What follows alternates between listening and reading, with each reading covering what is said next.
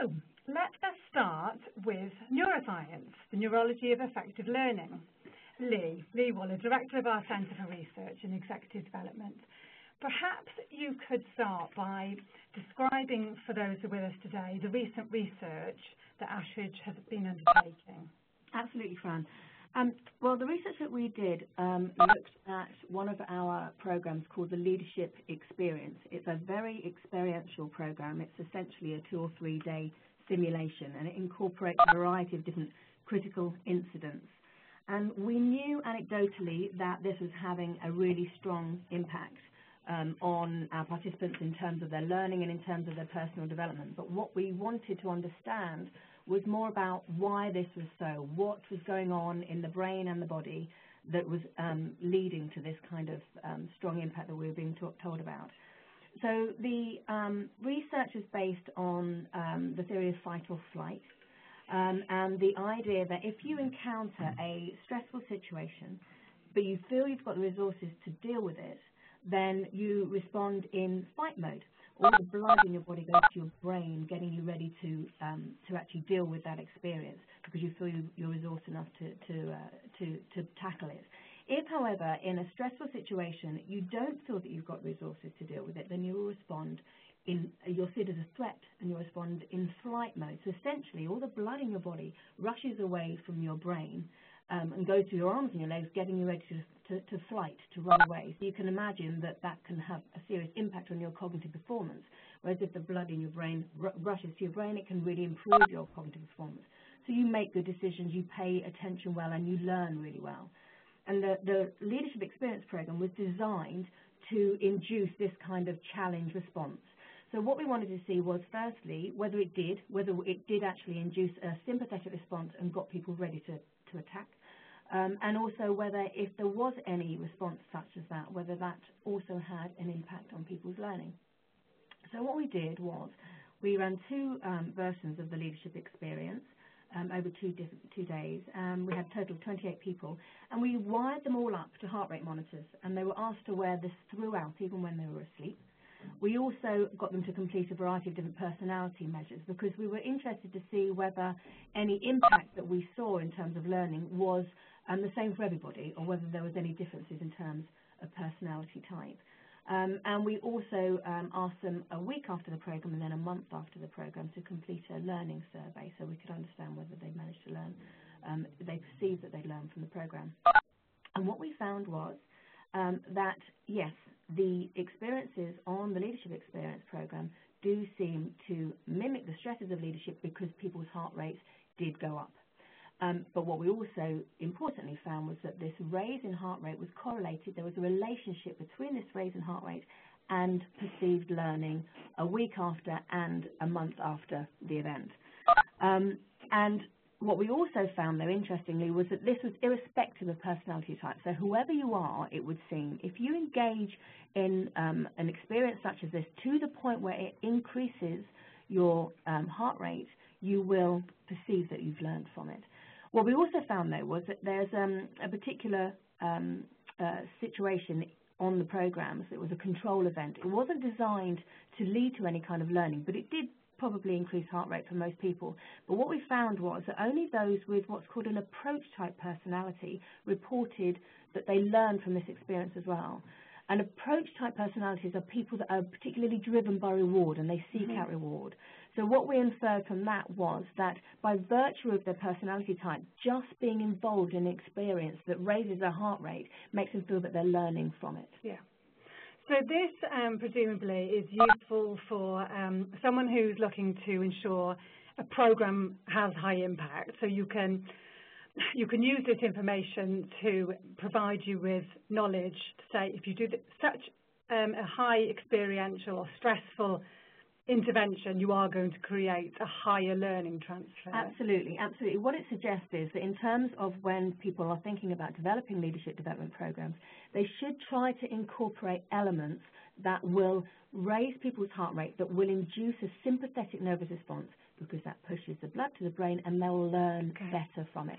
And from a participant's point of view, a leader's point of view, there's something about the muscle memory. Can you tell me a bit more about that? Absolutely. The Leadership Experience Program was actually designed with that idea in mind. And essentially, muscle memory is a term that's used quite often to describe how you store physical movements in memory. So like when you're riding a bike.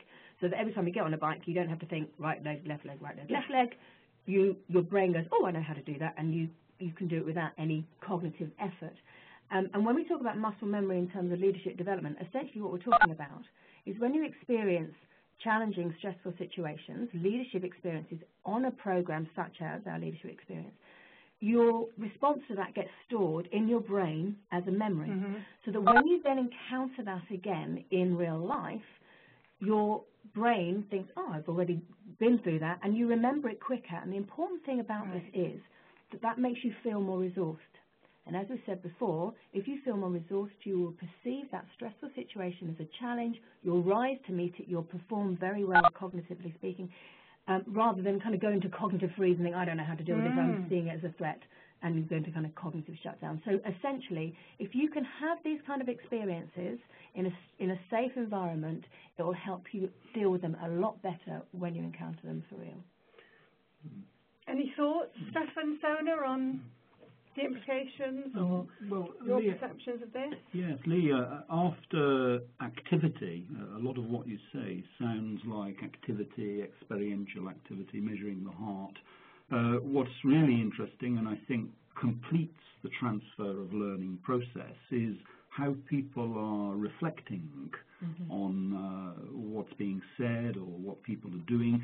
So I think the reflection stage, is particularly interesting, and that's something we need to look at, I think, very carefully. Absolutely. I think that's really critical, is that when we are giving advice to people around developing these sort of experiences, what is really important is that it's done in a safe environment, and it incorporates reflection and gives participants an opportunity to talk about that experience.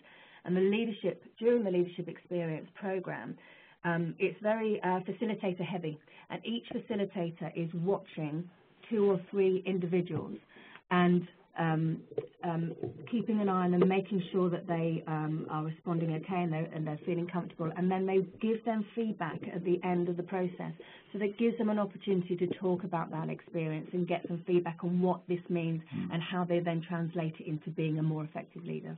And what I was just going to add to that is reflection, of course, can take a lot of guises. So there's reflection, obviously, on your own as an individual, but there is reflection by way of walk and talk with buddies during the program, small group discussions about making sense-making of what's happened, but also the before and after. So the understanding with line management help of what is it that I'm really looking to take away from this program? What do I need? What are my key learning objectives before the program? And then the discussion afterwards of, okay, I went through an important process. What was the feedback that I took away? And perhaps even teaching it to others. So all of that forms part of reflection. Great. I mean, I'm wondering whether it would be a good time to look specifically at the learning transfer best practices in that case, because we seem to be moving on to that. Now, Sona, this is a really hot topic for people working in learning and development, and we hear this time and time again. What can we do to, ensure that we can make the program more effective back at the workplace? So, I just wanted to talk about the program you ran with SAB Miller. We won an award for it last year on learning transfer, the category of learning transfer at the Training Journal Awards. And as part of that award entry, we had to be quite explicit about the interventions. We identified about 30 of them that were put in place in aid of learning transfer. And this is actually where this wheel diagram comes from that many of the people who are joining us today will have seen. Yes. Because we sent it as a little bit of pre-reading. Would you mind just giving us an overview of, first of all, why the programme was effective in terms of learning transfer, and then we'll have a look at the wheel. Yeah, so it's an area that I feel really strongly and really passionately about. And the SAB Miller program, one of the key reasons why the learning transfer happened so effectively is because we looked before and after the program. So I'll talk about the during the program in a second, but the before and after happened in partnership with the client organization. So beforehand, lots of interviews based on Lee's research, which looked at what are the critical incidents. So if I knew then what I knew now, a question about what is it that can make participants' learning journey more effective. So we asked senior leaders within SAB Miller 10 years ago, if you knew then what you know now, over the last 10 years, all the experiences that you've had, how can we pass those on in a more effective way to the participants who are now the top talent within the organization? Mm-hmm. What could we do? So that was all based on Lee's research, and that formed a lot of our design and development work. We made sure that we had line manager involvement, key stakeholder involvement before the program, and then after the program, there were lots of mechanisms for making the transfer stick. So teach it back sessions within the workplace, one-to-one coaching all throughout the program. There are 2 modules in this particular program, but also after the program to make sure the transfer happens. And lots of action planning to make sure that people are clear about what they want to do. And during the program, based on Lee's research, lots of curveballs, things that increase people's heart rate so that the learning was happening all the time while they were at Ashridge. Lots of things where we really pushed them outside of their comfort zone, but again within an area of safety so that they didn't feel in panic. So the key thing from my perspective in terms of transfer of learning is really to make sure that it's a program or an intervention rather than just an event. It can't just be a one-off standalone. Yeah, I think the wheel is such a nice visual aid for this, because what you clearly see is actually only 50% of the focus and attention is on the program delivery part. Yeah. So I think that really, sets the scene for us. We've popped out a box there about the line manager involvement piece. And we've probably got a lot of people who are listening here who are interested in how and why does one involve line managers and what's the benefit. Could some of you share some thoughts on that? Yeah, so from my perspective, so many programs, I think, come to a stage where participants come to Ashridge, they're very excited, they learn a lot, and then it falls flat when they go back into the organization, either because they go back 100 miles an hour and don't really explain what it is that they've learned, or they go back into an organization that isn't set up to help them transfer that learning. So give them opportunities to make sure that they encourage that learning to happen effectively. So as much as we can, make that happen with line managers so that line managers are clear about what kinds of learning their team are receiving at Ashridge, and B, that they're able to offer opportunities for that person to keep practicing what they've learned, the better. I would also add to that the line manager has a role to play prior to the beginning of the learning intervention. One of the critical roles that they've got is to make sure that the participant and the individual really understands the benefits of the program for them, because that's going to really help to motivate them and engage them in the learning process while they're going through it. So that conversation before they go on the program with the line manager is really critical. If I could just pick up, Fran, one of the techniques that Sona mentioned was the teach it back sessions, and I think those are particularly powerful. If you really want to learn how to do something, try teaching it to somebody else. So, what is the issue that you're interested in, that you have the will, the desire, the enthusiasm to learn about?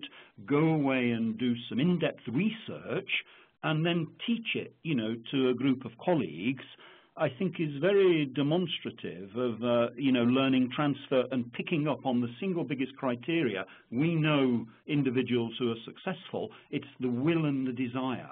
And I think that particular technique of taking the Teach It Back session to your colleagues, hooks in to enthusiasm and the will and the desire for learning, which I think, we have a role to play in helping people pick up their enthusiasms, their desires, their wills. What is it, that I'm actually here to discover and to learn? Actually, when we sent out the invitation for this, one of the areas we said we would talk about today is the most important learning transfer element. And Stefan, you've introduced it for us here, and it's this piece of the individual characteristics.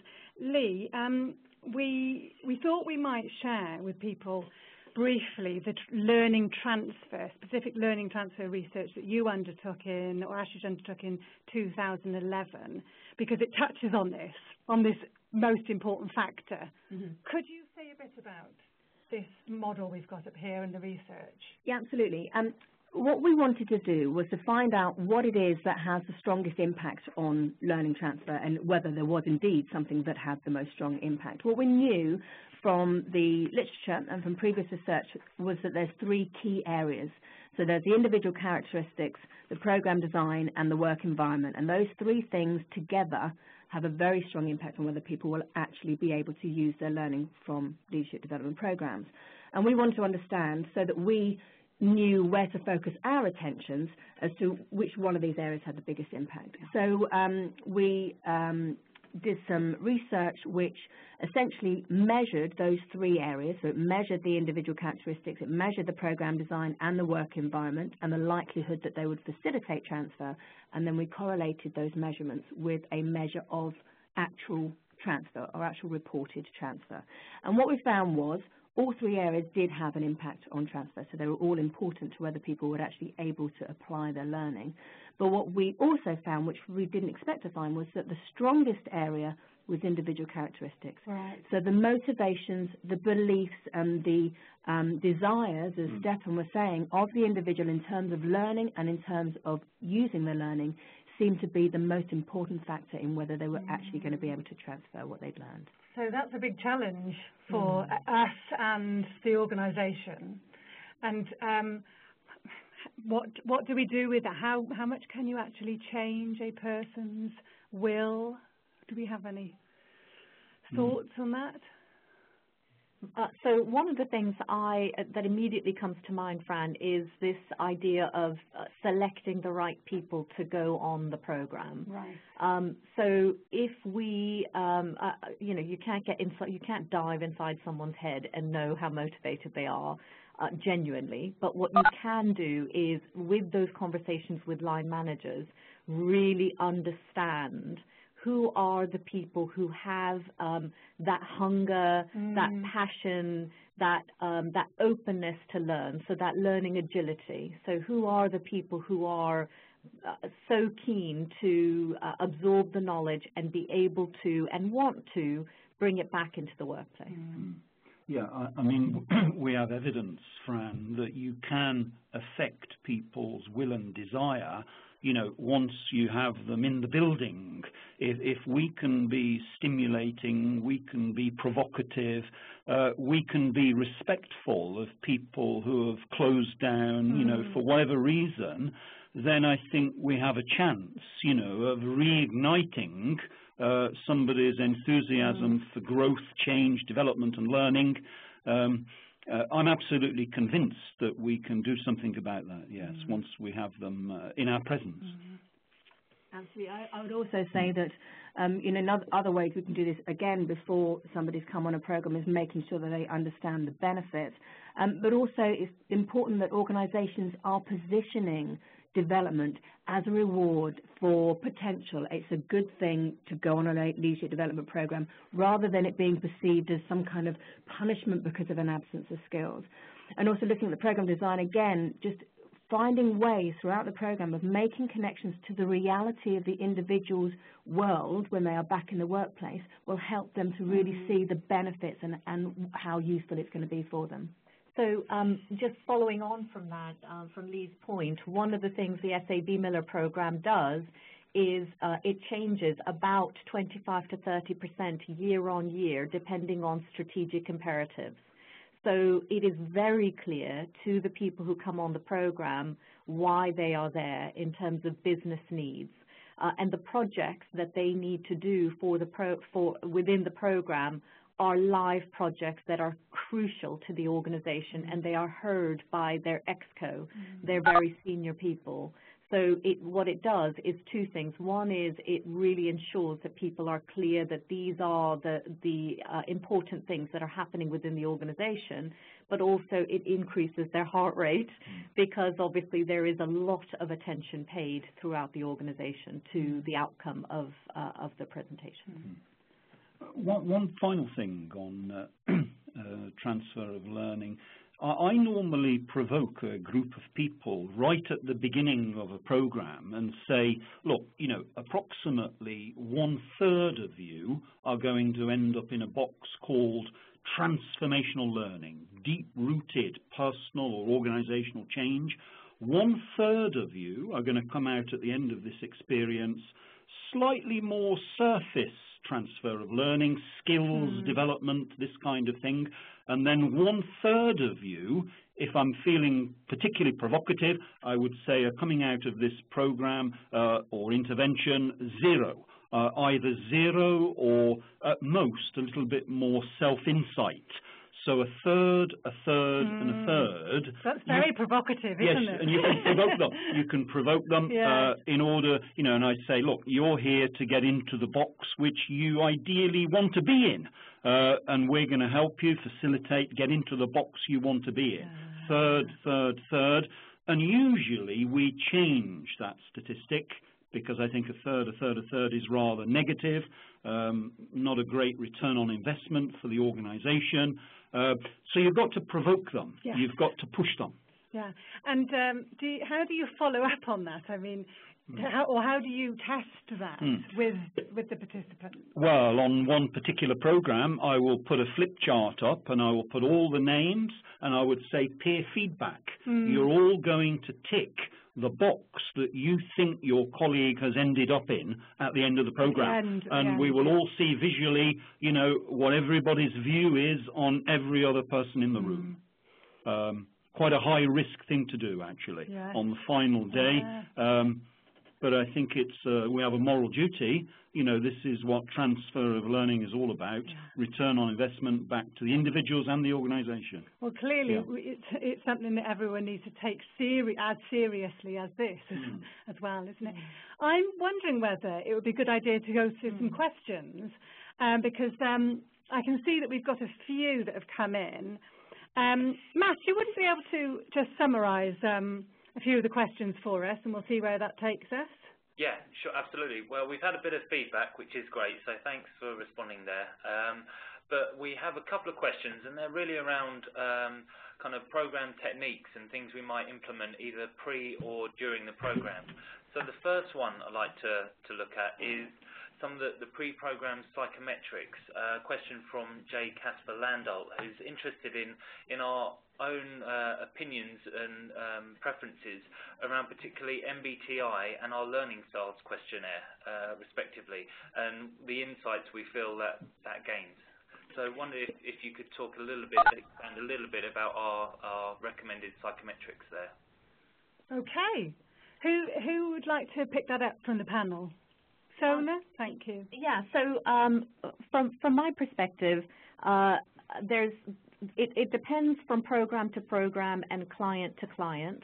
I have a strong belief that no matter what level the participants are, that actually some sort of psychometric, some sort of behaviorally based psychometric like a Myers-Briggs or SDI, FIRO-B, anything is helpful, because I don't think there is ever a time in our lives when we should stop peeling back the layers, when we should stop examining ourselves and really understanding what is it that we do that is effective and what's hindering us. So I absolutely believe that within the SAB Miller program, for example, that the 360, which is based on their competencies, is helpful. And within the program, we also have put in a couple of different psychometrics. Yeah, I want to go into this, Fran, a bit later, if I may, once we get into the 4 principles of leadership, if I may. Yeah, absolutely. Sure. Matt, did you have another question for us? The second is really around during the program, and a question from Karen, Karen Bradley, wanting to expand on some of the repetition and logging techniques, and do we have any examples of that happening, in a program in practice? Yeah, lots of examples. So some programs we make sure that there's a buddy that they start the day with and end the day with, and that buddy is the person that they share their key learning from the day at the end of the day, and they share some sort of reflection perhaps in the morning about what they have made sense of from the day before. Lots of learning journals that we encourage so that we can ask people to jot down their personal insights as the day goes on into their personal learning journal. But then we also ask table groups quite often to blog. So I ask a group of people around a table to blog into an e-sharing portal what their learning was from that day. And that can be often humorous and fun, which is great, but we also ask them just to make sure that there's parameters around, if we looked back at this in 3 months or 6 months' time, could we still make sense of it? So enough detail so that they're able to look back and understand what they've written, but to make it as much fun as they'd like as a group. Well, I do seem to remember with your blogging technique, you had the senior executive committee having access to some of that input, which adds the pressure on a little bit, doesn't it? Exactly. So line managers looking at it, their exco looking at it, really to make the connections within the organization of what these participants were going through and living through in their time at Ashridge, so that they could, when they next saw them, make that connection with them or ask them the question if they didn't know the answer to something. Great, brilliant. In the interest of time, I think what I'll suggest, Matt, is we can pick up on questions again in about a quarter of an hour. But if it's all right with everyone, I'd like to. Oh, by the way, I'm flicking through some slides here that I will send you, which are a little bit more detail around some of the pre-program practices employed and how they contributed to the high levels of learning transfer, and also some of the post-program activities put in place. So you will get all of these. But just moving on now, if we could, to talk about our third area today, which is transformational leadership development. Now, at the very beginning of the webinar, I did hint that we would be sharing with people a very specific point of view regarding this. And in fact, we emailed, with your permission, Stefan, an article that you'd written called 4 Principles of Leadership Development, which was first written for Strategic Directions Journal 2 years ago. I'm wondering whether we could move on to that and you could simply explain for us the relevance of this for today, and then perhaps a bit more about your principles. Yes. Well, we mustn't lose the context here of learning transfer. First thing I want to say, Fran, is in my experience, many learners often need structure. They need structure, they need a kind of red thread, they need things to hang on, because they're out of their normal busy environment, they're into a learning environment. So structure and red thread, I think, is very useful for most people in the room, usually. Something else learners often need, going a bit further, is a very clear, distinct point of view. You know, what is your point of view on leadership? So that's part of stimulating them, provoking them, inspiring them in a way. So I'm always very keen to try and put some kind of structure framework around things. I usually begin these days with one of my favourite thoughts and ideas around leadership, coming from James McGregor Burns, who wrote a very nice book in 1978 called Transformational Leadership. His definition, which I buy absolutely completely, is effective leaders are able to lift their followers into their better selves. So he talks a lot about the process of leadership and followership. Followers choose their leaders. Leaders don't choose their followers. So I usually want to put out into the room a very non-hierarchical perspective on what leadership really is. Leadership is different from management. Management is a very formal thing inside our organisations. Leadership and followership is usually a much more informal thing inside of our organisations. So I'm putting a very distinct point of view out there on the table very early on. I would then want to go into my more personal 4 principles of leadership, stemming from thinking of James McGregor Burns, and I would start with the concept of self-realisation. Right. Now, one of our questioners asked just a little while ago, I think a lot of psychometric instruments are positioned purely in terms of self-awareness. You know, self-awareness. Self-awareness is good, self-awareness is useful. Yes, it is, but if we're talking about leadership and followership, I'd want to go further than that and say, isn't it really about self-realization at a deeper level, you know, and healthy self-esteem, becoming the best you can be, liking and accepting who you are?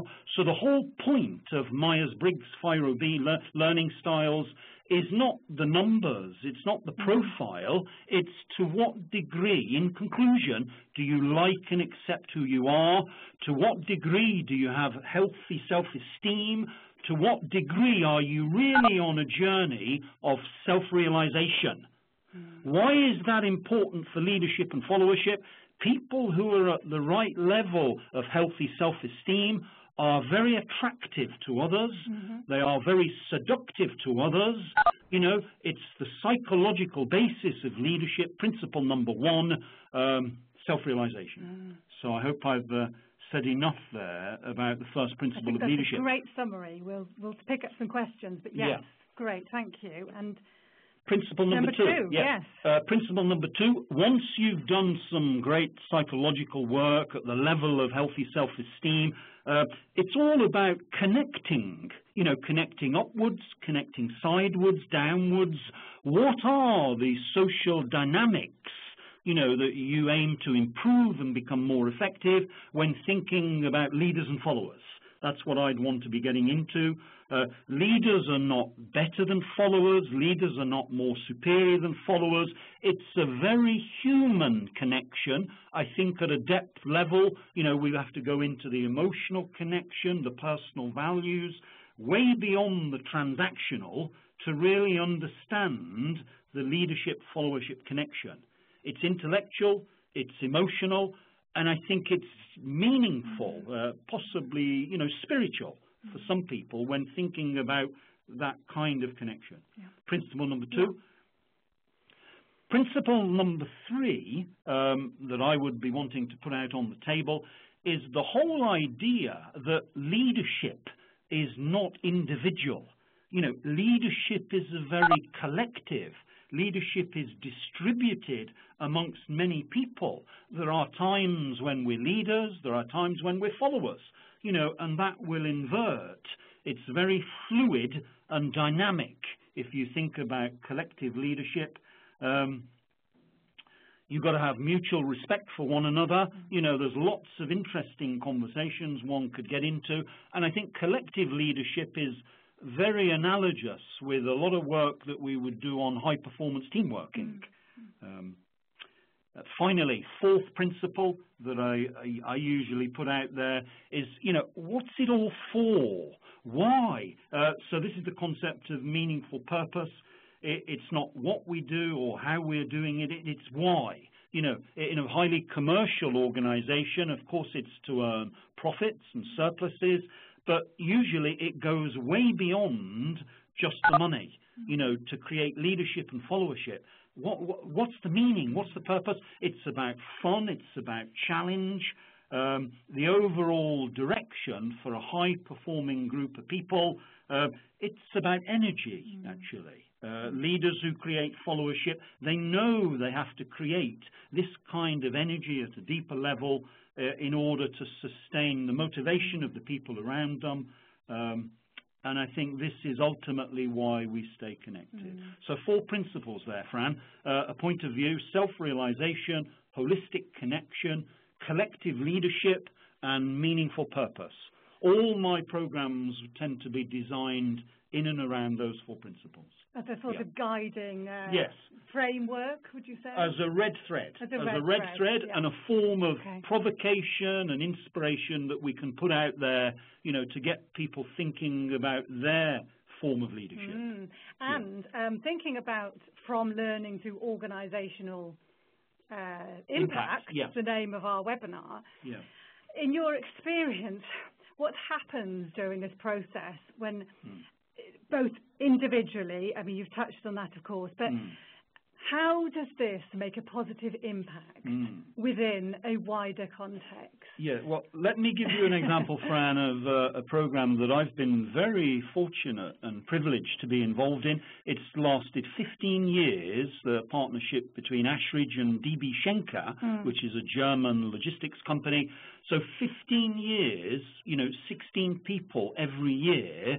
And very recently, we went back to them to look at the organisational impact of having, you know, nearly 200 people, senior people, go through a program like that.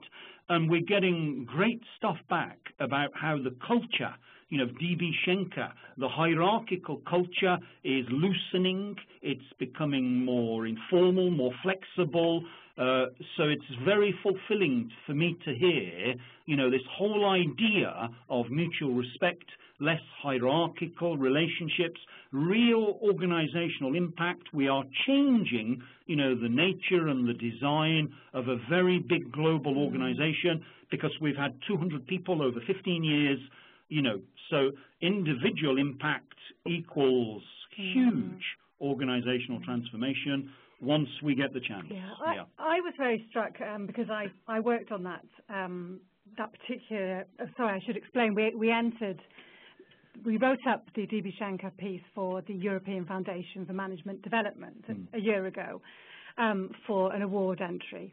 And I was very struck by one of your principles, Principle 3 touches on it, where when you develop somebody's self-esteem,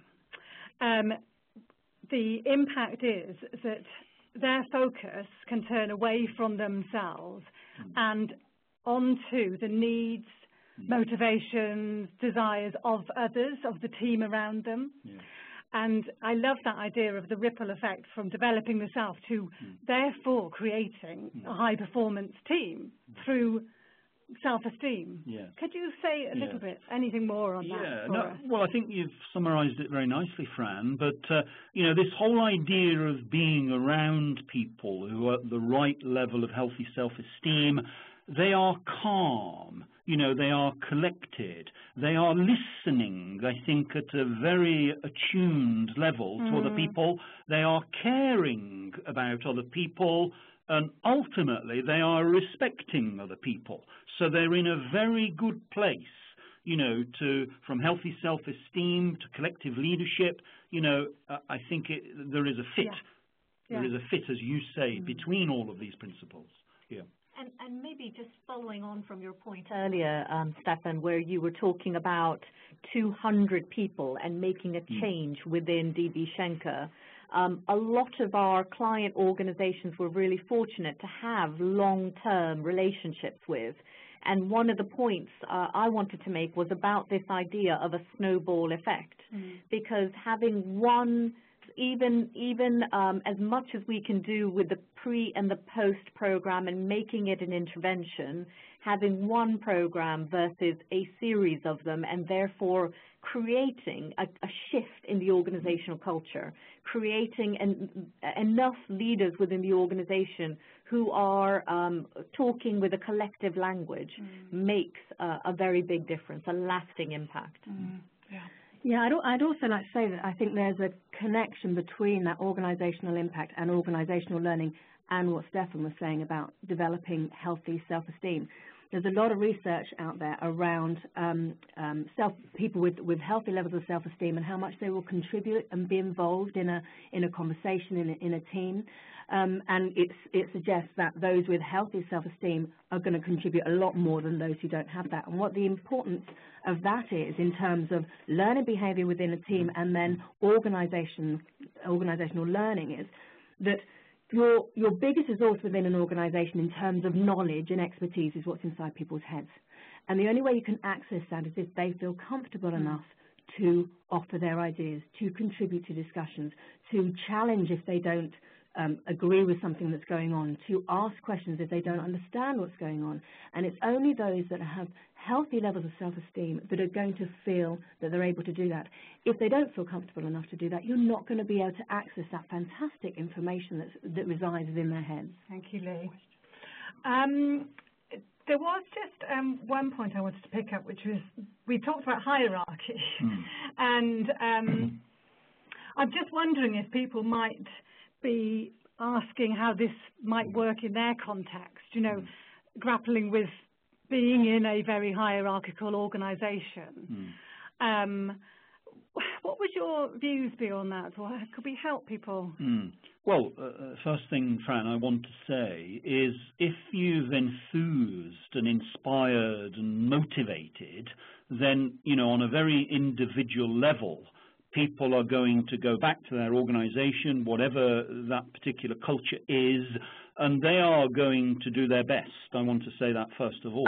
But I also want to say there are many people who go through all forms of programs and interventions, and, you know, at the end of it, they have to decide.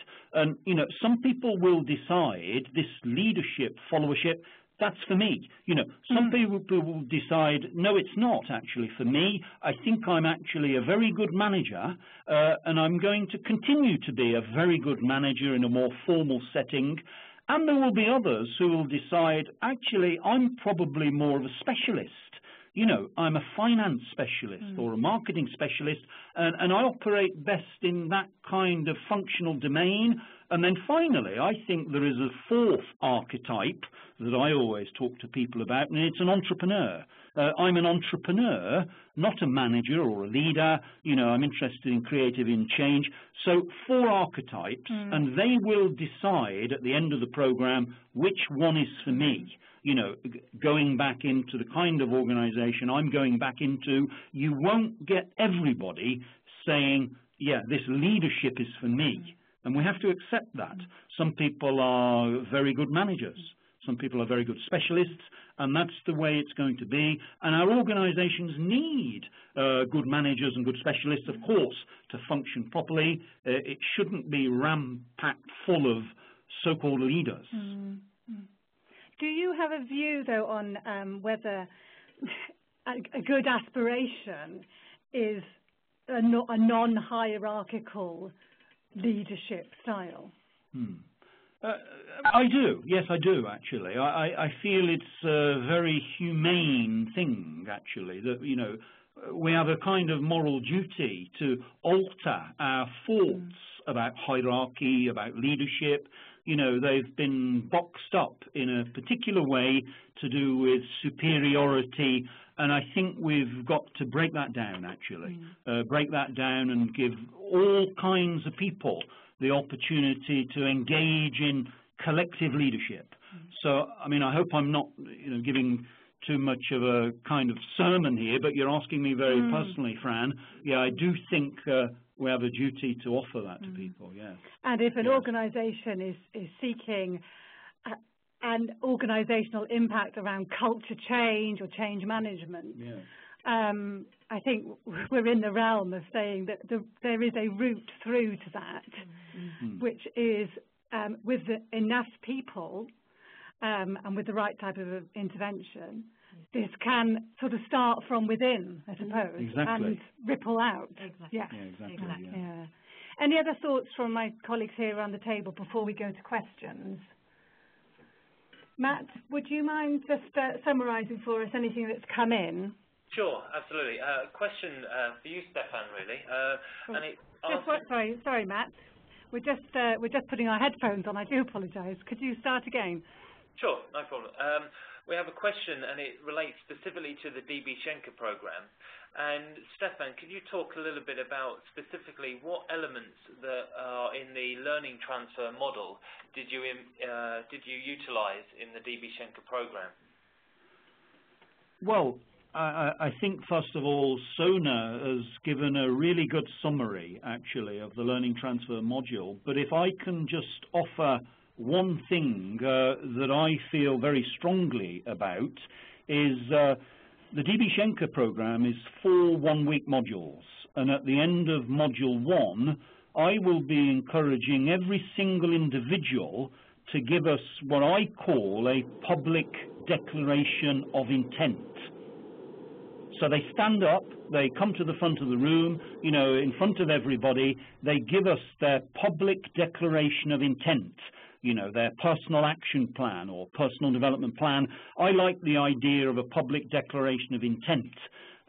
By doing it publicly, it really enhances their determination to mean it and to follow it all the way through the 4 modules, the 18-month life cycle of the program, and I will constantly be referring back to their public declaration of intent. If there was one thing that I could offer all the listeners out there that I think is really powerful, is you get people to stand up and say, this is my public declaration of intent. And then you get on at them all the way through the program. You know, how's it going, your public declaration of intent? It will invariably modify, change, but that would be the one other thing I would offer in addition to what Sona has already said. Matt, any other questions? Well, yeah, we've also had a bit of interest in what Lee was mentioning about healthy self-esteem. And if we could either just expand on that a little bit more, or if there's any further suggested reading that we might recommend. I can certainly send some links. I can ask Fran to send some links. Unfortunately, most of the stuff that I could link you to is particularly academic. So I don't know whether there's any other suggestions in terms of sort of more easily accessible reading around healthy self-esteem. Yeah, there is one reading recommendation that I'd like to offer. Not only healthy self-esteem, but how healthy self-esteem links to meaningful purpose. And it's Viktor Frankl. It's Viktor Frankl, Man's Search for Meaning. To me, that's the Bible. That's the absolute Bible that links very strongly into my 4 principles. I would recommend you go out and buy that book and, you know, you read it 2 or 3 times. We've talked before, Stefan, about the difference between developing self-esteem and developing self-confidence, you know. And I always think people do confuse the two, don't they? They do indeed, yes. I mean, self-confidence is competency skill related. You can be self-confident in one task, go out of the door, be really lacking in self-confidence in another kind of task because you don't like it, you don't enjoy doing it. But self-esteem goes much deeper than self-confidence, more philosophical. It's, you know, to what degree do you like and accept who you are? That's my, you know, nutshell way of thinking about healthy self-esteem. We can have people who have low self-esteem. we can have people who have too much self-esteem. They don't only like themselves, they rather love themselves. You know, this is the narcissistic leader, of course. So healthy self-esteem sits in the middle, rather magical concept. Thank you for that, everybody. Matt, did you have any other points or questions? Just one other point, I think, that and very valid, that a couple of the examples we've given are obviously with large international companies. So if Stefan and Sona could just talk maybe very briefly around kind of how some of these things also transfer to smaller organisations that are actually growing rapidly at the moment, and how some of those may transfer across, or whether there's a slightly different approach. Yeah, so from my perspective, I think it's a really great point. And I was looking at this, the transfer of learning and the wheel, and thinking that actually a lot of the elements in that wheel are transferable to a small or a medium-sized organization. And again, so much of it is bespoke to the organization. But if I was within a 50, 60-person organization, I'd be looking to think, are people clear about what the strategic imperatives are, and are we linking any of the learning or development that we're doing with people to those imperatives? Are line managers involved in the development of their team? Is there clarity about who within that team is really hungry for the knowledge, and who has the learning agility within the organization to be able to transfer that knowledge that they gain? How much am I making sure that healthy habits, so things that people say they want to change, that I'm making the time within a person's diary to make those changes, and to repeat that change process again and again? We know how tricky it is, how easy we get into bad habits, and how tricky it is to change that, and that's only through repetition. How much am I making sure there's mentors or links within the organization so that people are connected to others that they can learn from? One of the advantages of a red thread or a point of view is, in conversation with a client of any kind of organization, you can tailor in and around the four principles. You know, you can say, where do you want the emphasis to be? Do you want the emphasis to be on self-realization? Would you prefer the emphasis to be around collective leadership or meaningful purpose? Yeah, I think one of the great advantages of a red thread or a point of view is, you know, a framework for a conversation with a client, with any kind of organization. Where would you like the emphasis to be? Thank you, Stefan. We probably have time for one more question, Matt, if there is one, and then we can pick any others up after the webinar. So, Matt, is there anything else you'd like to share? Sure, absolutely. Just one more, still focusing on the self-esteem, and it's around, have we noticed a difference between men and women in leadership programs? Yeah, so one of the pieces of research around the difference between men and women is that women tend to be far more likely to blame internally. If something goes wrong, women tend to say, what did I do? How did I make that mistake? Men, on the whole, tend to blame externally. What happened in the environment? So the example I'd give is hitting a tennis ball. A woman is more likely to say, oh, I'm sorry, I hit the ball outside of the lines, and then think to herself, what do I need to do differently? A man is more likely in that situation to say, it's a windy day and the ball went outside the lines. So on the whole, women tend to struggle a bit more with their self-esteem.